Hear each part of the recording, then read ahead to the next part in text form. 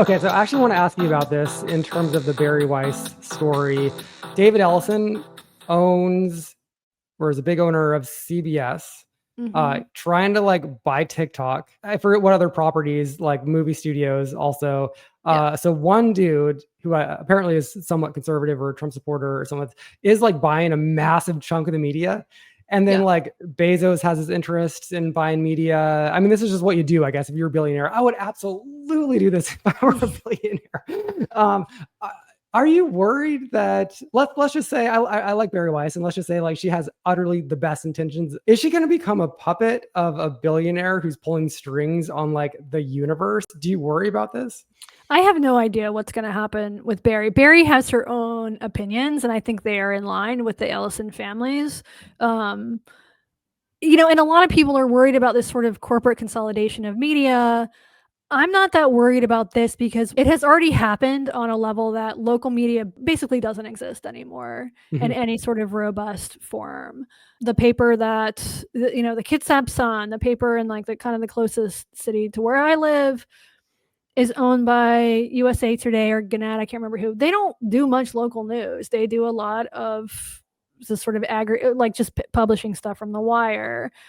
They don't have they do publish, they do have a newsroom, a local newsroom, but they just don't have the resources to be a like super robust daily paper. That's already happened, and that happened a long time ago because of the ad structure. I understand why people are worried about the Ellison family owning Paramount, CBS, part of TikTok, but the thing is, we don't really need gatekeepers anymore, right? Yeah. So there's a loss there for sure. Everybody having their own individualized feed, it means that we're all getting a different and sometimes skewed perspective on the world. Like we're living in different realities. There's no more shared reality. And there is a serious loss there that comes with consequences. But on the upside, we don't really need CBS to get shit on the news. In fact, CBS has fewer viewers than the average like Call Your Daddy podcast, right? And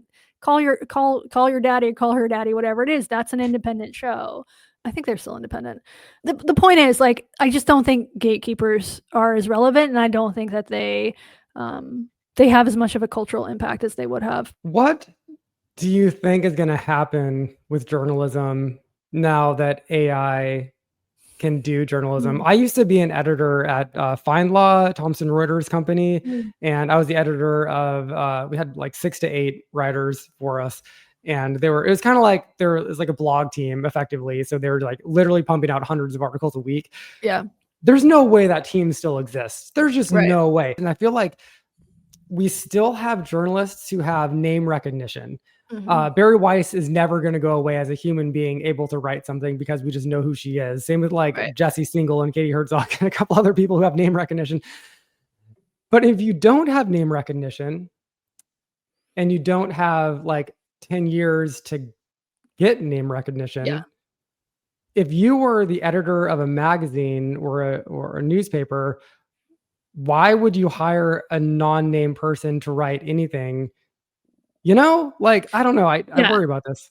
You should worry about it. This is a problem. And I don't, AI, the thing that AI can't do yet is call people. AI can do research, AI can write. Often AI can write better than human beings, but it can't develop sources. It can't do investigative journalism. It can't do that yet. So you're completely right about the structure right now. If Taylor Lorenz used the term brand, and journalists fucking freaked out about this. We're not brands, we're journalists, as though it's this like sanctified profession. Taylor was right. And people who are a brand and who have a direct relationship with their audience are much better poised to survive whatever comes next. I don't know what the answer is for people who are trying to get started right now. Maybe AI will develop some new funding mechanisms or destroy everything, which seems more likely to me.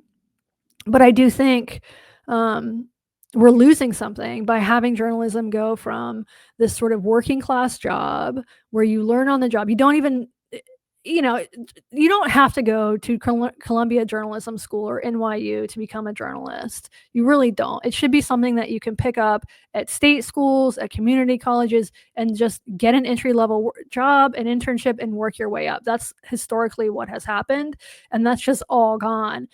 Not because of AI, but because of the collapse of local papers, because of the internet. People are rewarded for being voicey and opinionated. People like me, people are much less rewarded for doing things like going to school board meetings and going to the city council meetings. And that's really a shame, because that's make the job of the journalist, in part, or some journalists, should be to ensure good governance, right? That's not what I do. And I'm more rewarded for the fact that I talk about furries and adult baby diaper lovers and internet controversies than I would be if I was actually going to city council meetings. So it's a perverse incentive structure, one that has benefited me, but it isn't good for the republic.